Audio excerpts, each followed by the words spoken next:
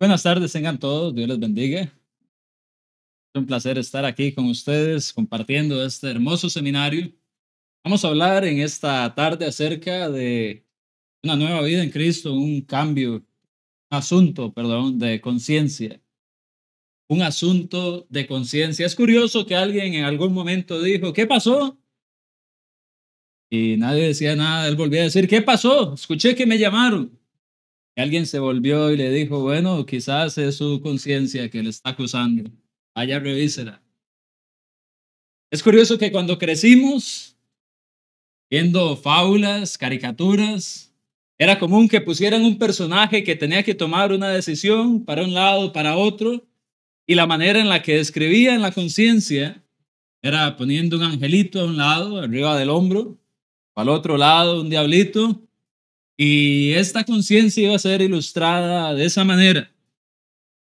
Es curioso que hemos vivido tanto tiempo con la conciencia en nosotros, pero aún así muchas veces no sabemos explicarla, no sabemos cómo la adquirimos, no sabemos qué implicaciones tiene en nuestra vida, qué tiene que ver ella con nuestra relación con Dios y qué tipos de conciencias pueden existir. De manera que nosotros debemos de realmente entender la conciencia. La nueva vida en Cristo que nosotros recibimos es un tesoro muy grande. Es algo hermoso. Pasamos de estar sin esperanza a recibir todas las bendiciones espirituales en Cristo Jesús. De hecho, cuando nosotros pensamos en nuestra conversión, es muy sencillo pensar en la primera carta de Pedro, capítulo 3, versículo 21, donde Pedro nos dice que el bautismo que corresponde a esto nos salva. Luego dice, no quitando las inmundicias de la carne, sino como la aspiración de una buena conciencia de Dios, de la resurrección de Jesucristo. Es muy interesante porque la palabra que se utiliza acá y la idea de Pedro con respecto al bautismo no es simplemente una aspiración como algo que deseamos, es quizás lo que nos puede dejar en la mente la palabra que utiliza la Reina Valera del 60. Sin embargo, en el griego koiné, la palabra que se utiliza es la palabra eperotema, que literalmente quiere decir una solicitud, una petición, algo que se clama para pedir algo. De modo que en el momento que nosotros estamos, en el momento del bautismo, estamos apelando hacia Dios para recibir una buena conciencia. Como si la conciencia nuestra hubiera estado ya dañada y necesitáramos una nueva. Así que es muy interesante la forma en la que Pedro lo describe y nos debe poner a pensar, bueno, si en el bautismo yo llego a recibir una buena conciencia, donde yo no solo la aspiro, la solicito, clamo a Dios para que me la dé, no que además Él me la da. Una vez que yo la recibo, tengo que hacer una buena administración de ella. Porque si yo tuve que clamar para obtener esa buena conciencia, claramente por mis propios medios, yo no soy capaz de tener esa buena conciencia una vez que ya la dañé. De modo que la conciencia buena, nueva, que recibimos una vez que estamos en Cristo Jesús, es como un diamante, como un tesoro valioso. ¿Y quién de nosotros le daría a un niño un diamante grande y bello para que juegue? Quizás ninguno de nosotros. No solamente dejemos a un lado la idea de que se pueda cortar o lo que sea. Sabemos que es inútil dar un diamante como juguete porque es algo muy valioso que lo que requiere es cuidado. De igual manera, la conciencia que nosotros recibimos en el bautismo debe de ser bien comprendida, bien cuidada, bien administrada. Y por eso me encanta este seminario. Una de las cosas que entendí cuando vi los temas del seminario, la explicación de los hermanos de liderazgo acá es que este no es un seminario de evangelismo. El propósito no es que los miembros o que las personas que asisten se conviertan, sino que más bien que aquellos que hemos recibido las bendiciones de Dios, como es una buena conciencia, podamos tomarlas y administrarlas de una mejor manera. La edificación, el crecimiento del cuerpo de Cristo hasta que lleguemos a la estatura de Cristo, como nos lo dice Efesios capítulo 4, versículos 11, 12 y ahí en adelante. Así que pensando en esto, quiero que valoremos nuestra conciencia y la analicemos. Vamos a hablar un poco acerca de su naturaleza, vamos a hablar un poco de cómo la obtuvimos, vamos a hablar un poco acerca de qué tipo de conciencia describe la Biblia, y a través de esta enseñanza la idea es que todos crezcamos juntos con esto que hemos tenido durante tanto tiempo, pero que a la vez a veces se nos hace un poquito difícil de explicar. Lo primero que vamos a hacer es identificar la conciencia. Debemos de tener claro que en nuestro idioma, el español, hay dos conceptos que son distintos. La conciencia, esa lleva una S intercalada, y básicamente es la capacidad que tenemos como seres humanos de darnos cuenta del entorno que nos rodea. Por eso a veces decimos, bueno, es que la persona está inconsciente después de un accidente. No está atenta a lo que está pasando, está fuera de su capacidad de razonar. Esa es la conciencia, con una S intercalada. Por otra parte está la conciencia, que es nuestro tema de hoy, sin S intercalada, que está relacionada directamente con la facultad de la mente de poder tomar decisiones morales entre lo que es correcto y lo que es incorrecto, entre lo que nos acerca o no nos acerca a Cristo, o bien, ¿por qué no?, entre lo que nos acerca a Satanás o no nos acerca a Satanás. Es otra manera de verlo. De modo que, literalmente, hay un punto en el que somos conscientes de nuestra conciencia. Es decir, nos damos cuenta de que podemos determinar lo bueno y lo malo. Pero es importante por eso estudiar este tema. ¿A partir de qué momento obtenemos conciencia? Bueno, va a ser un punto más adelante. Pero para saber cuándo la obtenemos, necesitamos saber qué realmente es. Y por eso estamos identificando la conciencia. Algo muy importante al hablar de la conciencia, especialmente en un contexto cristiano, en un contexto de la Biblia, es que no podemos simplemente tomar una definición de diccionario y aplicarla a los idiomas bíblicos como si fuera algo de la forma en que razonamos hoy en día. No podemos tomar palabras del hebreo, el arameo o el griego y simplemente decir, es esto que dice la Real Academia Española. Necesitamos ver qué fue lo que el Espíritu Santo quiso decir y de qué manera él describió la conciencia. Y por eso vamos a ir a través del Antiguo Testamento, cómo se veía la conciencia, para poderla identificar. Vamos a ver un poco también en el lado secular, cómo algunas personas que hablaban idiomas bíblicos, como el griego koiné, cómo ellos percibían la conciencia, porque ciertamente todas aquellas formas de pensar que rodeaban a las personas de la iglesia iban a ser pensamientos que luego de una u otra manera iban a estar plasmados ya fuera en las escrituras o en la manera en que ellos iban a razonar si usaban el mismo idioma. Recuerden que las palabras expresan pensamientos. Así que vamos a ver algunas fuentes seculares.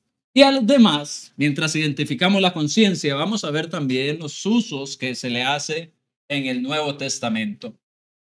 Muy bien. Cuando vamos al Antiguo Testamento, vamos a ver que desde Génesis hasta el último profeta menor que tenemos en nuestras Biblias, la palabra conciencia en el hebreo no existe. No existe un término que se relacione directamente con la conciencia. Sin embargo, no llegue a pensar que porque no está el término, la conciencia no existía. Por el contrario, como vamos a ver más adelante, en libros como la Carta de los Romanos, mejor dicho, el apóstol Pablo clama cómo los gentiles son guiados por la conciencia, aun cuando no tenían ley. Así que el hecho de que en el Antiguo Testamento no hubiera un término para conciencia no quiere decir que no lo tuvieran o que no tuvieran la idea.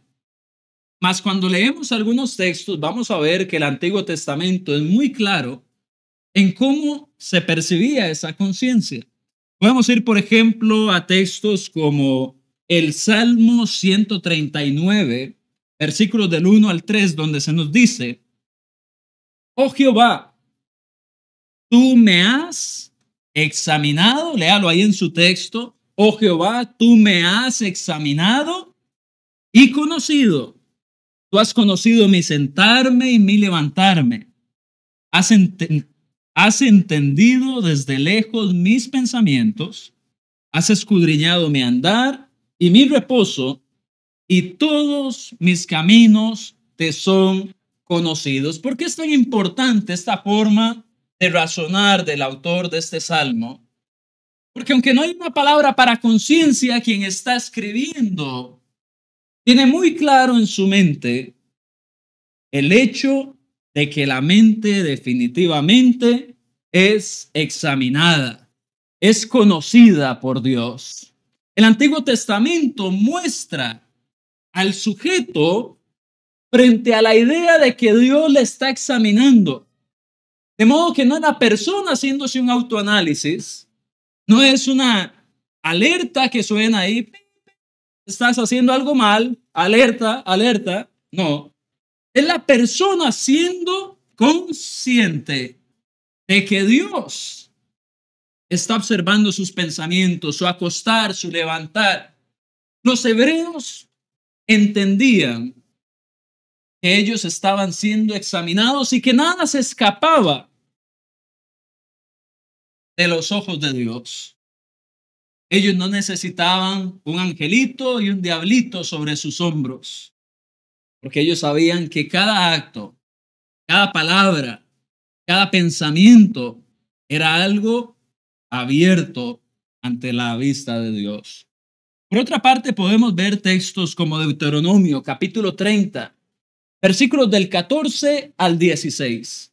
Cuando vamos a Deuteronomio 30, del 14 al 16, se nos dice, y vaya mientras usted lee cada uno de los textos de esta tarde, por favor, en su propio entendimiento, vaya tratando de ir, digamos, pescando todas esas ideas en su lectura que puedan relacionarse a conocimiento, a pensamiento, a mente, a corazón, porque al final todo esto vamos a ver que viene a abrazar la idea de la conciencia.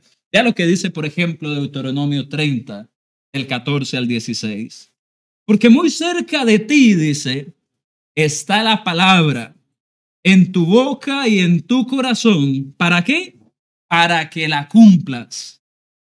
Mira, yo he puesto delante de ti hoy la vida y el bien, la muerte y el mal. Porque yo te mando hoy que ames a Jehová tu Dios, que andes en sus caminos y que guardes sus mandamientos, sus estatutos, sus decretos, para que vivas y seas multiplicado. Y Jehová tu Dios te bendiga en la tierra a la cual entras para tomar posesión de ella. En otras palabras, la palabra de Dios que ellos iban a conocer, que ellos iban a integrar en sus mentes, en sus corazones, iban a pasar de generación en generación en generación. Esta palabra sagrada que venía de Dios iba a ser la guía, la clave para ir por el bien, por el mal, por la vida, por la muerte. ¿Cuál escogía esa persona? Dependía de ella. Pero la persona no andaba diciendo, ¿qué dice mi conciencia hoy? Había un estándar claro de lo bueno y lo malo. ¿Cuál era ese estándar? La palabra de Dios.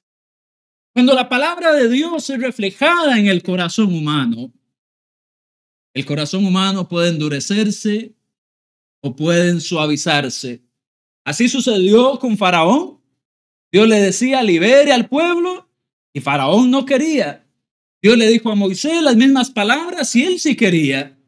Moisés ablandó su corazón y quiso obedecer. Faraón tuvo que enfrentar muchas consecuencias a causa de que la palabra de Dios no era lo que él quería. Pero ¿cuál era el estándar? ¿Cuál era la conciencia o lo que iba a marcar el sí, el no, el qué es correcto, qué es incorrecto? La palabra de Dios, el Creador. el dador del estándar más justo que ha existido sobre la faz de la humanidad. Así que escuchar a Dios, prestar atención al libro, a la palabra, al mensaje, es autorreflexión. Cuando yo escucho a Dios, puedo evaluar mis pensamientos, mis acciones, mis palabras y cómo yo interactúo con mi entorno. De modo que la conciencia, según la idea del Antiguo Testamento, iba a ser una adhesión, es decir, un apego voluntario con la armonía de lo que yo quiero hacer con lo que Dios quiere que yo haga, o de lo que Dios quiere que yo haga y lo que yo no quiero hacer. Y esa iba a ser la conciencia. La idea de si yo me apego o no me apego a lo que Dios quiere de mí. Y ante el conocimiento de lo que Dios espera, no necesitamos entonces alarmas, no necesitamos diablitos y ángeles, no necesitamos a la esposa recordando. Ya sabemos lo que Dios quiere que hagamos. Esa era la idea bajo la cual en el Antiguo Testamento, aún sin una palabra para conciencia, las personas tenían claro qué era lo que me acusaba o lo que me aprobaba. Y era Dios, su palabra y cuánto la persona iba a pegar aquello. Cuando nosotros vamos a los gentiles, en el contexto ya más cercano al Nuevo Testamento, vamos a ver que la palabra común en el griego koiné para conciencia viene a ser la palabra suneidesis. Esta suneidesis o conciencia o ese testimonio interno sobre la persona decidiendo sobre su comportamiento, lo bueno y lo malo, viene a ser clave. Y esta palabra debemos de entender que es compuesta de dos partes. Primero, sun, que quiere decir literalmente con o conjuntamente, y eidesis, que quiere decir conocimiento, de manera que esto sería un conocimiento conjunto. Sun, con, eidesis, conocimiento, un conocimiento conjunto, un autoconocimiento, lo que yo recibo, percibo y lo que yo pienso y cómo apego eso, como ya dijimos, al estándar que yo quiera tomar. Para los romanos, por ejemplo, los romanos tenían una forma muy interesante de ver la conciencia. Y repito que estas formas seculares de ver la conciencia es importante, número uno, porque o han tomado una parte en nuestra forma de pensar al pasar de la historia, o bien se ve reflejada en algunas actitudes de las personas que aparecen en la Biblia. En el caso de los romanos, la conciencia era como un testigo externo. Este testigo o espectador iba a actuar como aplaudiendo si algo salía bien o algo insatisfecho.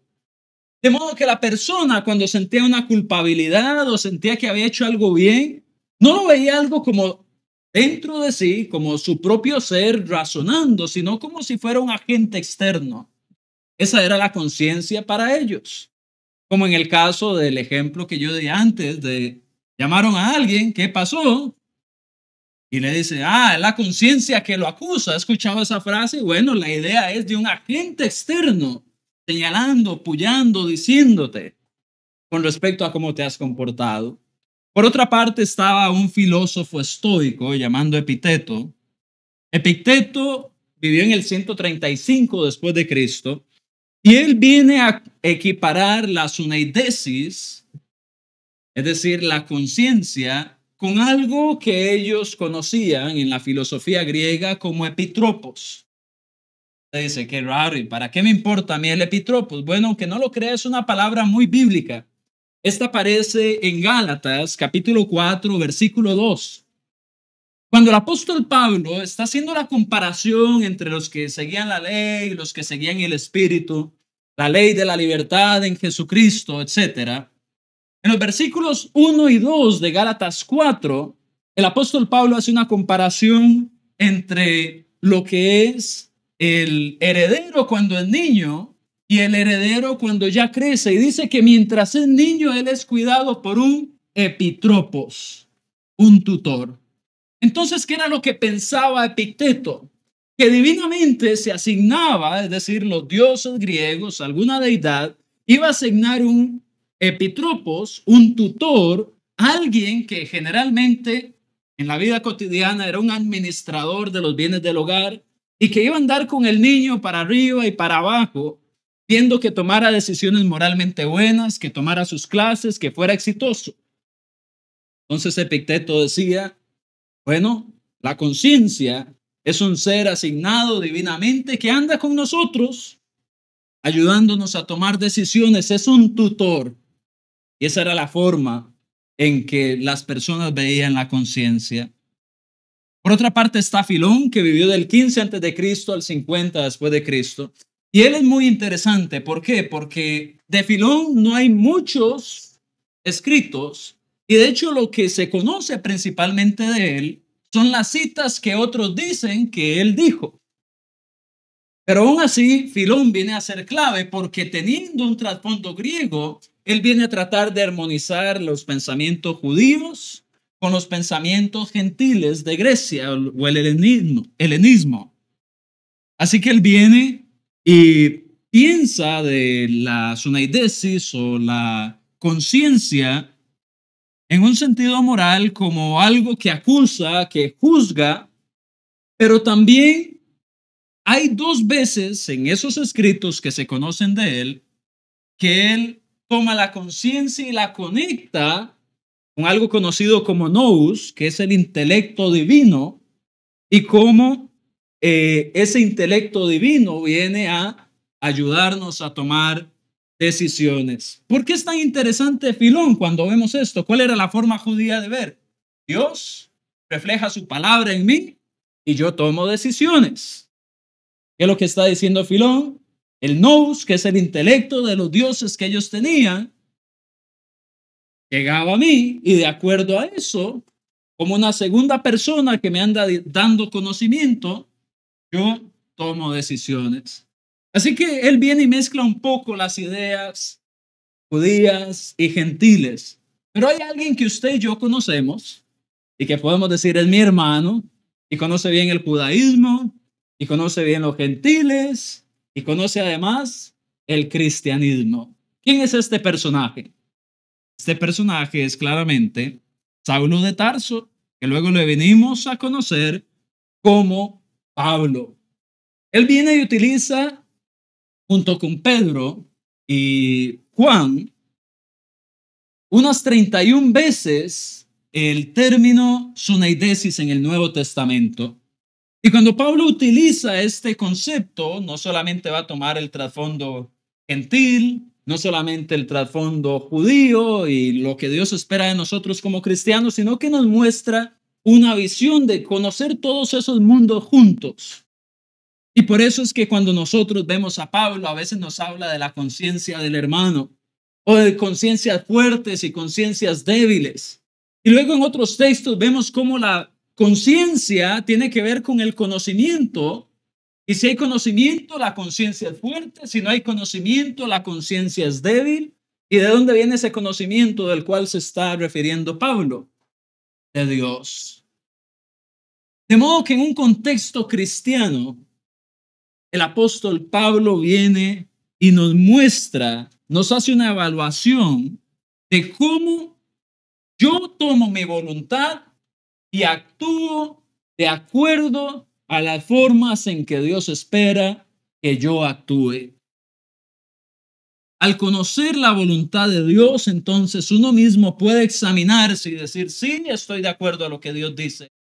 Dios dice, no matarás, y yo maté. Entonces ahora mi conciencia va a actuar de alguna forma porque yo conozco y no me apegué a lo que Dios esperaba de mí. Entonces vamos a seguir avanzando en estos conceptos, pero es interesante ver cómo hay diferentes formas de ver la conciencia y quizás algunos de ellos se han colado entre nuestra cultura popular de hoy en día incluso. Por su lado, Pedro brinda ese concepto que ya mencionamos, de que la buena conciencia es algo que se apela, que se pide. Es decir, algo que uno mismo no puede conseguir una vez que hizo esa buena conciencia, una mala conciencia. Somos incapaces, así que tenemos que solicitarla a Dios y recibirla. En resumen, bíblicamente, la conciencia se refiere al conocimiento de lo moral, de lo inmoral recibido de Dios, implantado en nuestros corazones y que se nos ha dado a todos por igual para valorar cómo tomamos decisiones. ¿Qué nos dice esto del Creador? Esto nos dice que a Dios le importa que usted sepa lo que es bueno, lo que es malo, para que elija lo bueno. ¿Qué nos dice esto del Creador? Que aunque nos ha dado libertad para lo bueno y para lo malo, Él aún así quiere que tengamos armonía con Él en lo que es bueno y en lo que es malo. ¿Qué nos dice eso de nosotros? Nos dice que nosotros podemos decidir que estamos del lado de Dios, estamos en armonía con Él, estamos en afiliación con todo este plan que Dios ha tenido, Padre, Hijo y Espíritu Santo, desde la eternidad para llevarnos de vuelta con Él. O podemos también decir, no, Señor, muchas gracias por su conocimiento, por sus ideas, pero prefiero pasar la eternidad en el infierno, alejado de usted. Pero esa es la parte nuestra. ¿A dónde queremos ir? Es una pregunta que su conciencia, basado en lo que usted sabe del infierno y el cielo, en este momento puede ir tomando. ¿Y qué nos dice esto de la salvación? Esto nos dice que a Dios le interesa que seamos salvos. Y siendo aquí la mayoría de nosotros miembros del cuerpo de Cristo, hemos sido bautizados, ya apelamos, solicitamos esa buena conciencia, recibimos un mensaje de salvación conocido como evangelio, buenas noticias, vida, muerte, sepultura, resurrección, ascenso y regreso de Cristo. Teniendo ese conocimiento, si queremos la salvación, tenemos que actuar de una forma consistente como gente que recibió una buena conciencia, lo cual es mucho más valioso que un diamante de este tamaño. Porque si usted tuviera 100 diamantes de este tamaño, ellos no le van a llevar al cielo. Así que la conciencia es algo que tenemos que cuidar. Si es algo que no podemos solucionar una vez que lo manchamos y tenemos que pedir, si ya se nos dio, ¿por qué lo vamos a descuidar? Y ahora que estamos en la iglesia, que somos miembros, ahora que podemos servir, acercarnos a Dios, ser hombres y mujeres al servicio de Dios, ¿cómo vamos a poner nuestra conciencia a un lado y no cuidarla? Hay que cuidarla porque antes del bautismo no habíamos podido hacer nada para limpiar esa conciencia. Por el contrario, había muchas cosas que nos acusaban y nos acusaban y nos acusaban, pero Dios en su plan de salvación nos dio acceso a esto. Entonces, ya habiendo identificado la conciencia, quiero que la veamos ahora como un testigo de nuestra relación con Dios. ¿Cómo la conciencia nos relaciona con Dios? Bueno, una manera que hace esto un poco más fácil de entender, más práctico, es viendo lo que hicieron otros. Y cuando nosotros volvemos a un texto que hoy he escuchado mencionar ya varias veces, Génesis, capítulo 2 y capítulo 3, vamos a regresar a estos personajes que usted ya conoce, Adán y Eva, el primer hombre y la primera mujer. ¿Cómo lidiaron ellos con la conciencia? ¿En qué momento se les dio a ellos la conciencia? ¿Cómo ellos la utilizaron? Bueno, eso es lo que vamos a nosotros a buscar en esta tarde, o parte de eso. Pero primero, antes de ver lo que pasa en el capítulo 2 y 3 de Génesis, por favor, vaya a su Biblia en Génesis capítulo 1, versículos 26 y 26. O sea, quédese en el 26.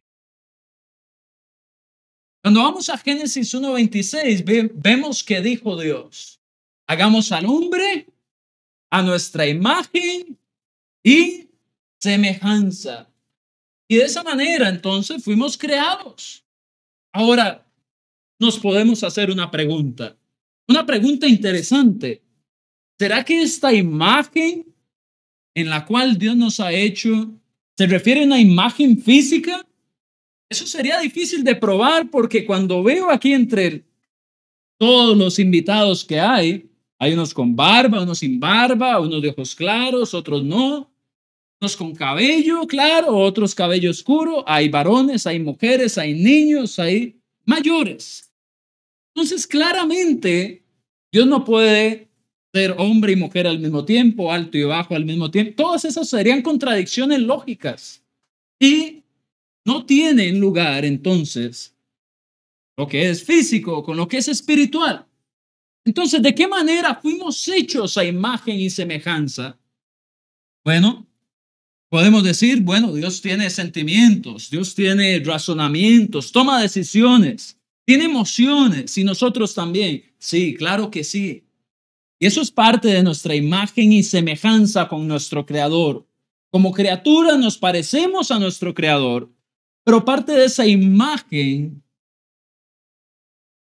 cuando vemos las palabras del idioma original y cuando analizamos de forma lógica qué puede ser esto, podemos ver que no solamente tiene que ver con razonamiento, con sensibilidad, con voluntad, sino también de que aparentemente, como entes que somos, existe alguna forma de imagen, de semblante o forma espiritual que usted y yo tenemos que es semejante a Dios. Nosotros no lo podemos ver porque estamos en esta carne, en este cuerpo, pero hay una forma en la que si usted tuviera lentes espirituales y se los pusiera, y usted viera solamente las almas de las personas, sus espíritus, usted podría decir, ah, este hermano es un buen hermano. Uy, estos hermanitos aquí. Yo puedo ver cómo está su espíritu, cómo está su conciencia, cómo, ¿entiende? Hay algo en nosotros, en nuestro semblante espiritual, que cuando Dios nos crea, somos como Él, estamos en armonía, estamos en una unión agradable, pero de alguna manera eso lamentablemente se puede dañar. Y ahí es como nosotros pasamos a ver de cómo en Génesis capítulo 2, Dios viene y le da instrucciones a Adán, le dice lo que puede y lo que no puede comer. Le dice a Eva las instrucciones, les dice todo lo que tienen que hacer y a ellos les queda claro. Ellos conocían lo que era correcto. Ellos no tenían culpa y tampoco dolor o acusación de conciencia, pero ellos conocían. Y de hecho vemos en Génesis 2 por primera vez estas figuras del árbol del conocimiento del bien y el conocimiento del mal. Pero preguntémonos algo. ¿Será que Adán y Eva conocían lo que era bueno y lo que era malo? Sí lo conocían. Ya Dios les había dicho que si comían de ese árbol iban a morir. O sea, ellos tenían conocimiento, ellos tenían conciencia, la voluntad de Dios estaba reflejando en sus mentes y corazones. Y ellos sabían qué era lo que Dios pedía que se hiciera y qué era lo que Dios pedía que no se hiciera. Y además conocían las consecuencias de esto. Lo que pasa es que cuando en Génesis 2 vemos la foto, la imagen de Adán y Eva, nosotros los vemos como puros, los vemos sin malicia, vemos un Adán y una Eva con inocencia, con moralidad. Vemos un Adán y una Eva que nunca han transgredido la ley de Dios. Tenían la ley de no tocar el árbol y no lo habían tocado. Así que su moralidad, esa imagen, ese semblante espiritual de Génesis 1:26 lo tenían limpio. No podían ser acusados en su conciencia porque no habían hecho nada malo. Por ejemplo, yo nunca he matado a nadie. Entonces, cuando yo voy y me acuesto, yo no digo, uy, ¿por qué lo maté? ¿Por qué? Yo tenía que hacer eso, hice correcto, hice mal. No, yo nunca pienso en qué pasa cuando yo maté a alguien porque para beneficio de todos, no he matado a nadie ni pienso matar a nadie. Y por eso mi conciencia no me acusa de eso. De modo que cuando vemos a Adán y Eva en Génesis 2, son seres puros, con el conocimiento de Dios. Sabían lo bueno y lo malo. Luego en el 3 viene Satanás, se presenta como una serpiente que habla. No necesariamente sería extraordinario como para nosotros. Nosotros vemos una serpiente que habla y salimos corriendo, pero ellos eran, recuerde, eran los seres humanos más jóvenes que existían. ¿Cuántos años tenían Adán y Eva? Ni uno. No sabemos cuándo pasa la tentación, pero definitivamente esto es al comienzo, es en el inicio. Podrían haber sido bebés, pero ya eran adultos con capacidad de razonar, de entendimiento, con madurez.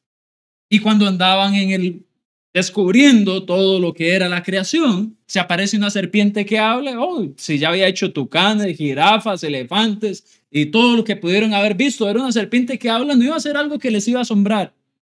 Y Satanás empieza a persuadirlos, a tentarlos, y una vez que ellos comen de este fruto, vemos nosotros en el versículo 7 de Génesis 3 que ¿qué pasa con sus ojos? Fueron abiertos. ¿Tenían Adán y Eva los ojos cerrados? No, no, pero en esa esencia, en esa imagen, en ese semblante espiritual que ellos tenían, por primera vez en toda la historia de la humanidad, un ser humano se había rebelado contra Dios.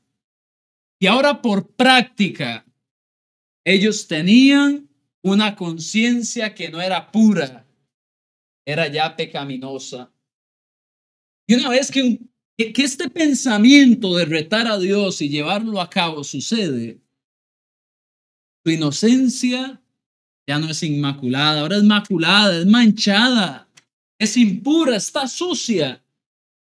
Entonces, si la consecuencia era la muerte y yo me rebelé contra Dios, entonces, ¿qué pasa si yo sigo haciendo esto y esto? Y vemos que a ellos les da vergüenza de estar desnudos. ¿Qué nos refleja esto? ¿Por qué van a sentir vergüenza de estar desnudos? Eran esposo y era esposa. Ya se habían visto desnudos desde el primer día, desde el día 6 de la creación. Así que entre ellos no iba a haber vergüenza. Dios los había visto desnudos desde que los creó. Dios no los iba a codiciar, no iba a hacer nada malo contra ellos. ¿Por qué les da vergüenza estar desnudos y tejen delantales con hojas de higuera? Porque ya su mente no estaba pensando de una forma santa. Y ahora la maldad, todas las posibilidades de lo malo que podía pasar ante lo incorrecto, estaba en ese semblante, en esa imagen, en eso que Dios había hecho a su imagen y semejanza.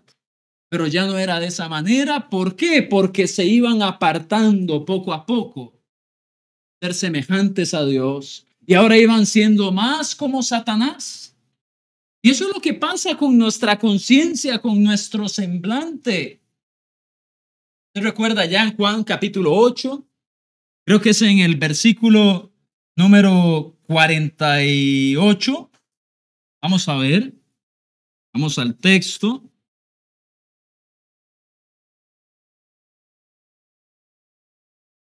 Vamos a ir a Juan capítulo 8. Un texto muy interesante.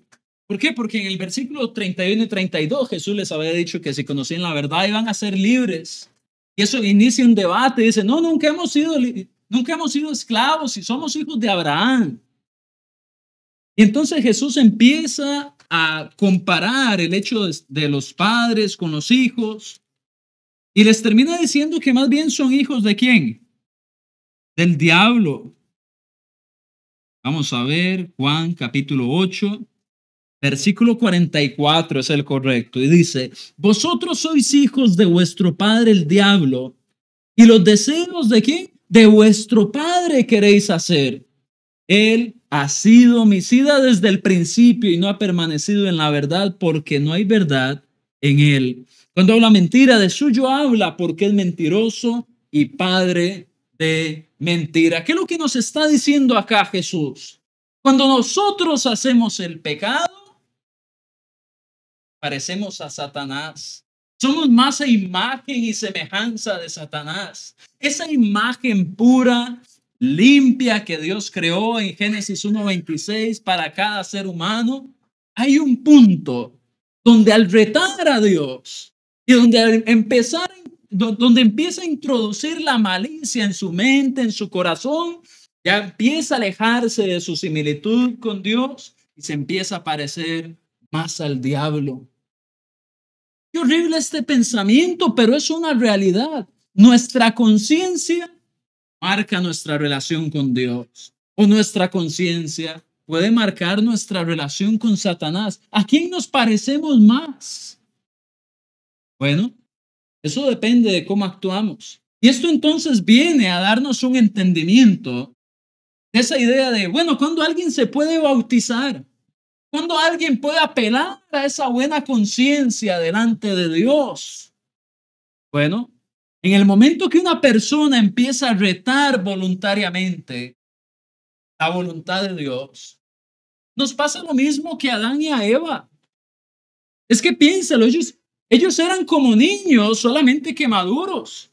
Y nosotros como niños vamos creciendo y cometemos errores y por la práctica aprendemos lo que nos conviene, lo que no nos conviene.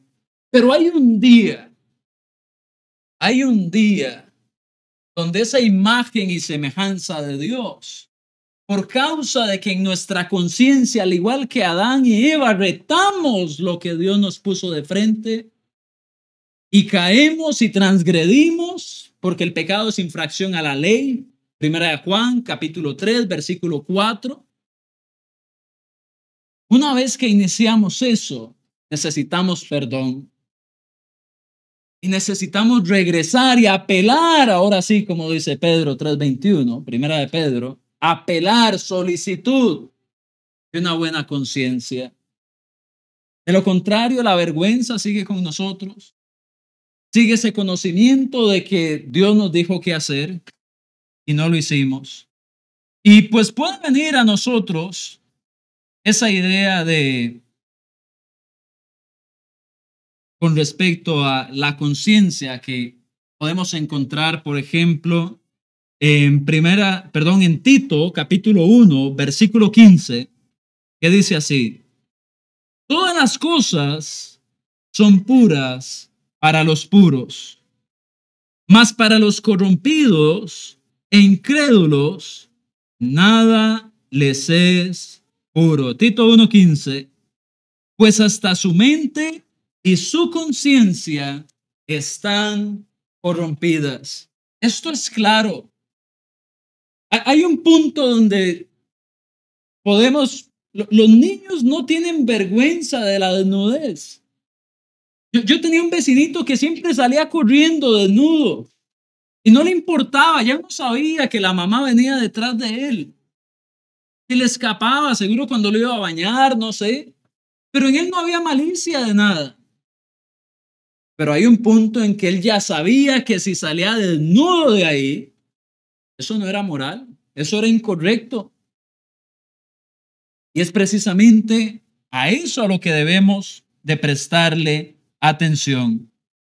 Y es que Dios se ha asegurado de que siempre el ser humano tenga esta capacidad de realizarse o de darse cuenta que con esa conciencia le puede honrar o no le puede honrar. Por ejemplo, podríamos decir nosotros que esto es algo que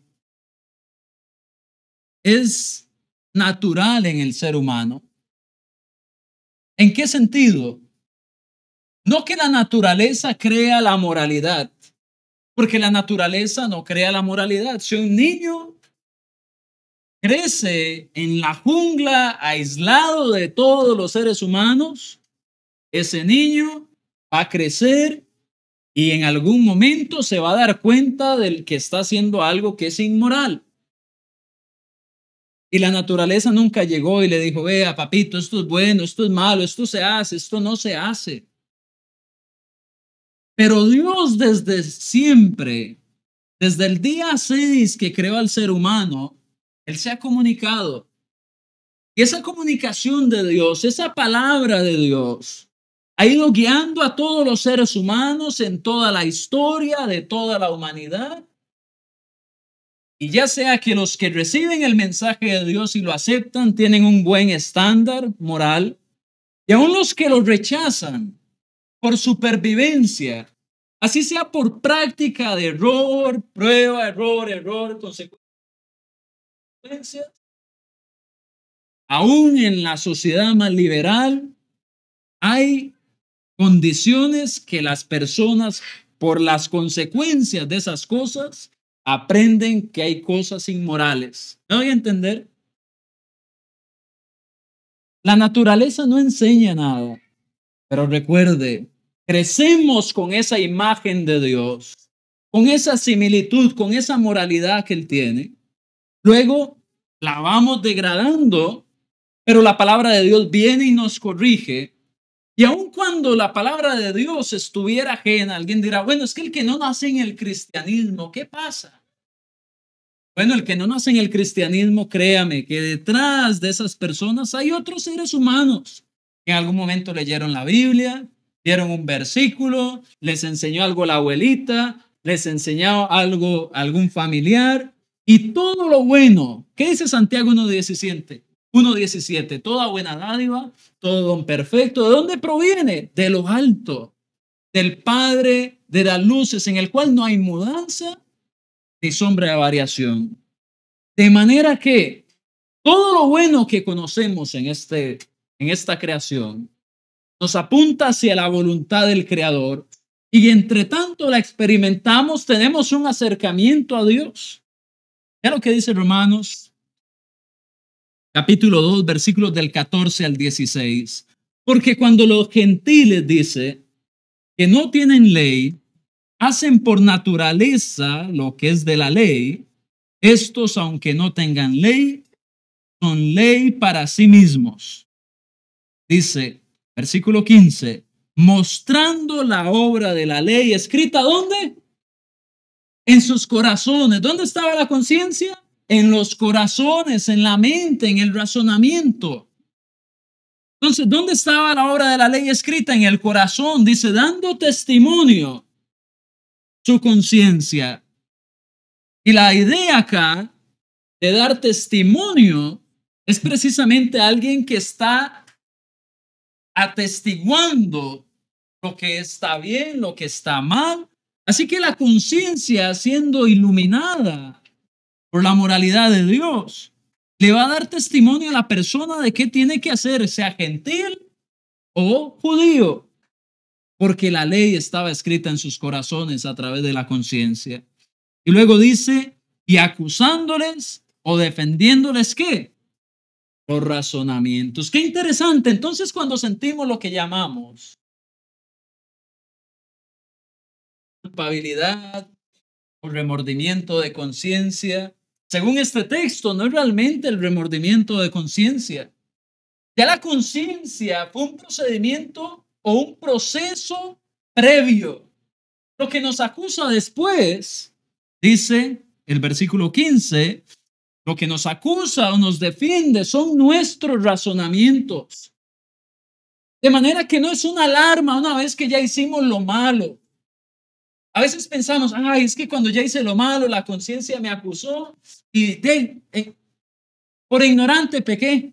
Lo hice mal por ignorante. No, la conciencia me acusó hasta después. No, hubo una serie de pasos en la forma de pensar.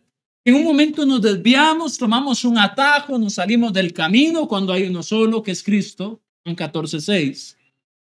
Y al desviarnos ese camino, con las consecuencias ahora son nuestros razonamientos. Pero la conciencia desde antes ya nos estaba diciendo qué teníamos que hacer. Ahora acusa el razonamiento o nos felicita el razonamiento. Nosotros mismos, ahora sí, nos vemos y decimos, bien, Andrés, bien, bien hecho. Muy bien, Christopher. No, Gary, no tenías que hacerlo. Muy mal. Y se me queda viendo Gary. ¿Qué le pasa, Andrés? No me meta aquí. Pero esos son nuestros propios razonamientos. Pero la conciencia era la guía, como cuando usted va usando un GPS de auto.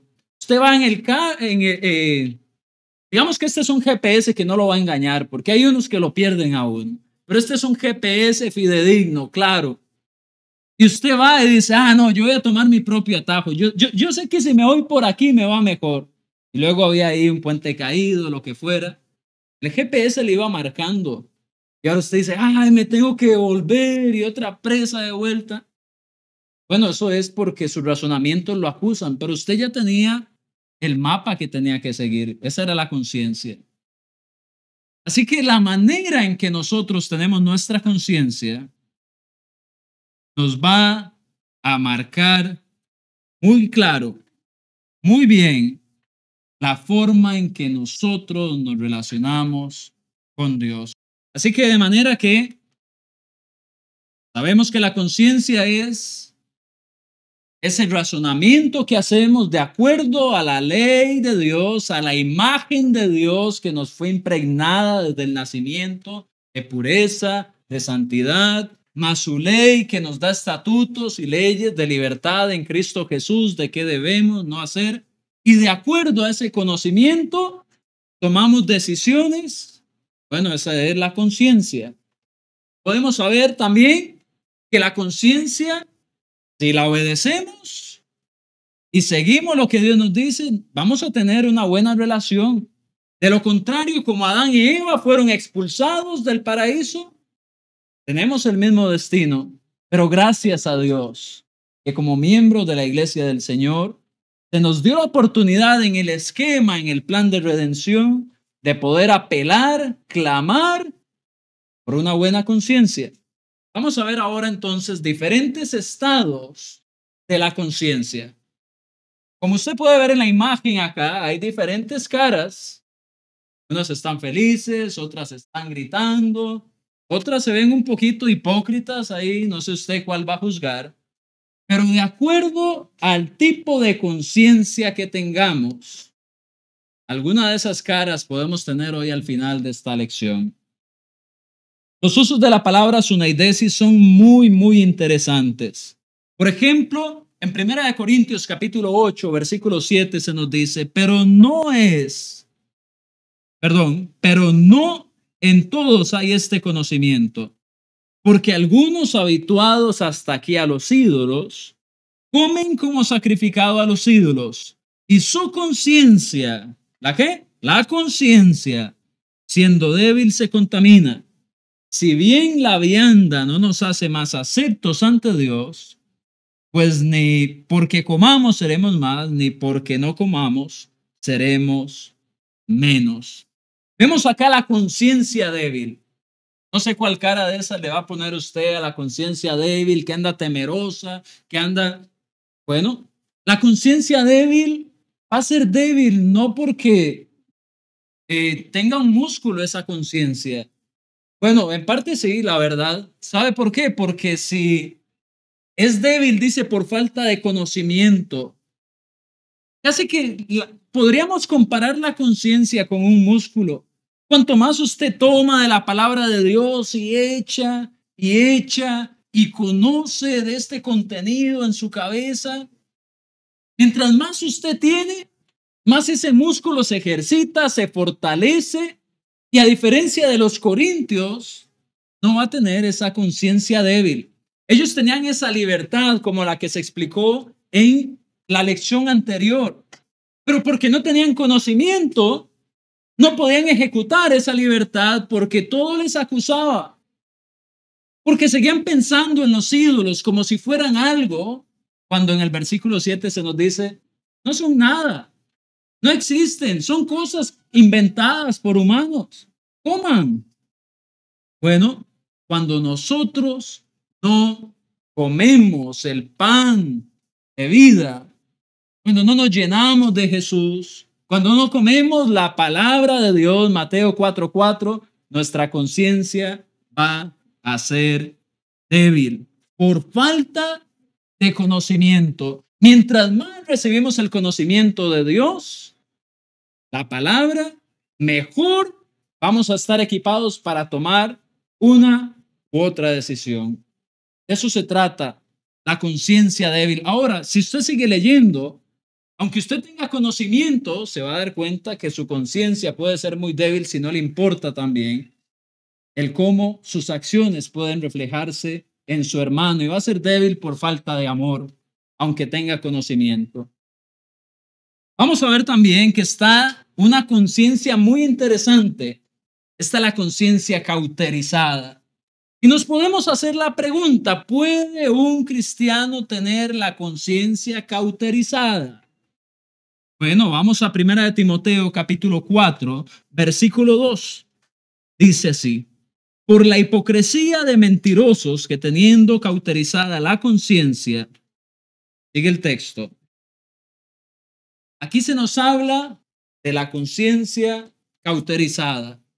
En el contexto se está hablando de falsos maestros, de personas que enseñan algo que no es correcto. Pero lo interesante es que la palabra utilizada es cauteriazomai. Y este raro término quiere decir literalmente algo que arde con hierro incandescente. Como cuando usted toma uno de esos sellos ganaderos que le ponen al ganado, es de hierro, está caliente, rojo, y usted lo pone en el costado del ganado, ¿qué va a pasar? Va a cauterizar, va a quemar. Es como un sello que va a marcar el cuero de la vaca. Y esa herida queda quemada. Y al quemar la piel queda marcada. Y muchas veces cuando ya esta herida sana, el pellejo ahí es tan grueso que la próxima vez esa zona va a ser menos sensible que las otras partes del cuero de su cuerpo. Entonces la pregunta es, ¿qué es lo que cauteriza acá la conciencia? En estos falsos maestros, lo que los estaba cauterizando era la mala enseñanza, era la falsa doctrina. Ellos tenían la marca puesta así en caliente y como una identificación del error.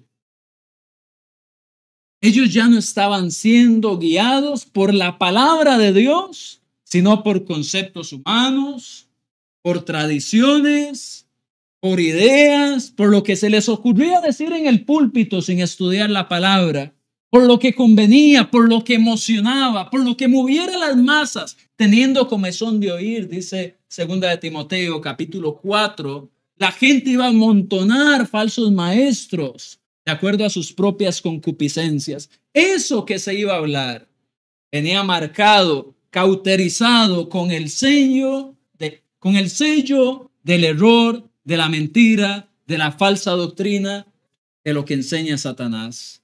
De modo que ¿puede un cristiano tener la conciencia cauterizada? Yo le voy a decir que no. ¿Qué le pasa a Andrés? Bueno, para ser cristiano hay que ser un imitador de Cristo. Para ser cristiano usted tiene que estar en Cristo. Y una vez que usted sigue al error, una vez que usted se aparta del plan que Dios tiene para usted, usted tiene una conciencia que fue cristiana, pero ya no lo es más. Ya usted está siguiendo a otro Señor. Ya usted es esclavo nuevamente, pero no de Jesucristo. Entonces no puede ser cristiano si por definición un cristiano es el que sigue a Cristo. ¿Alguien que fue cristiano puede tener la mente cauterizada? Claro que sí. Y mucho cuidado con caer en esto, porque una vez que la herida se pone gruesa, va a ser difícil salir de ahí. Usted no quiere llegar ahí. Usted lo que quiere es estudiar su libro. Usted quiere conocer la voluntad de su Dios. Usted lo que quiere es nunca ser desviado. Así que veamos esto como algo de lo cual mi conciencia me va a decir, voy a mantenerme alejado. Y finalmente tenemos la buena conciencia. Una buena conciencia, como la que se menciona en 1 Pedro 3:21, se nos da dato adicional en Hechos 24:16, donde viene y se nos dice, y por esto procuro tener siempre una conciencia sin ofensa ante Dios y ante los hombres.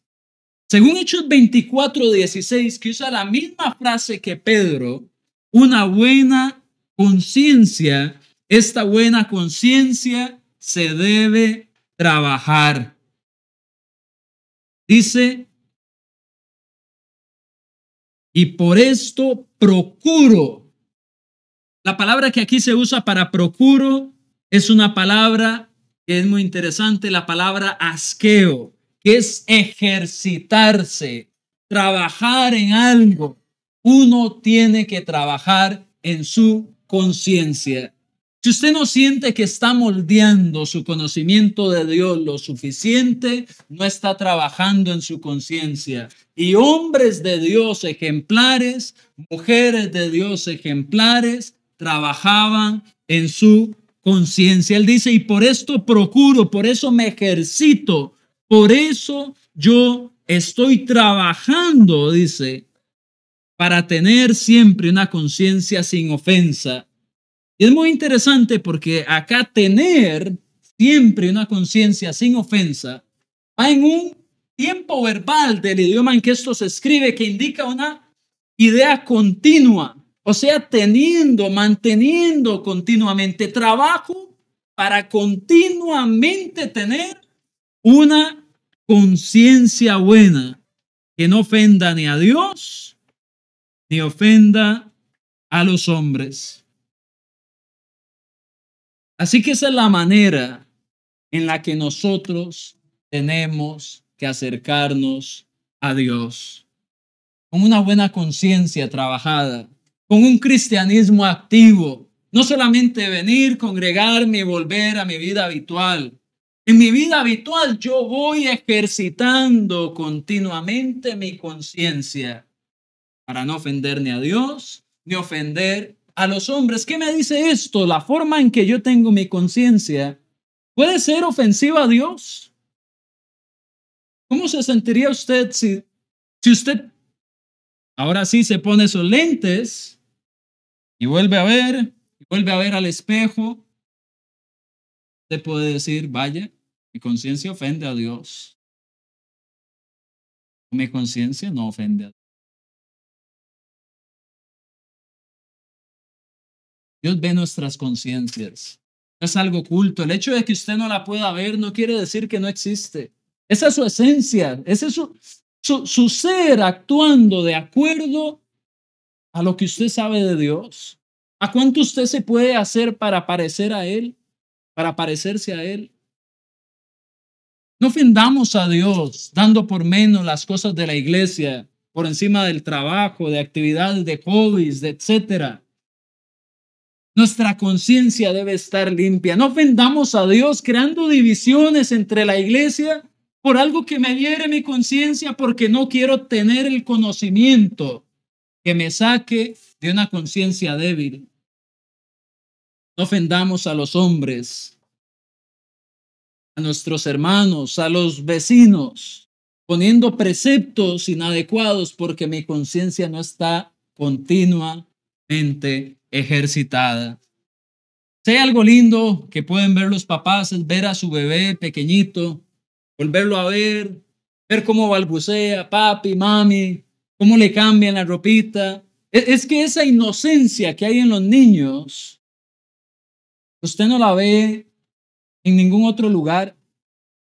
Y es que ellos son el reflejo de una imagen como la de Dios, una imagen santa, inocente, sin mancha. Dios quiere vernos así. Él nos ha dado esa buena conciencia en el bautismo. Nosotros podemos trabajar para mantenerla, podemos ejercitarla, podemos glorificar a Dios. No jugueteemos con ella. Es mucho más valiosa que un diamante. Es mucho más de lo que usted pudiera recibir en toda su vida en salarios, porque esa conciencia va a determinar si usted va o no a reunirse de una forma agradable con su Creador. Según 1 Corintios 2:16, debemos tener la mente de Cristo. Eso implica la conciencia de Cristo. Tomar decisiones como Cristo las tomó, aun cuando sean difíciles, aun cuando comprometan mi estabilidad, el confort que yo quiero. Hablar con las palabras que tengo que hablar. Medir mis pensamientos como tengo que medirlos. Eso es la mente de Cristo en nosotros. Mantengamos así eso, tengamos una conciencia como la de Cristo. La palabra de Dios y ese plan de salvación que se nos ha dado no es para menos. No lo desperdiciemos. Hagamos un buen uso de nuestra conciencia.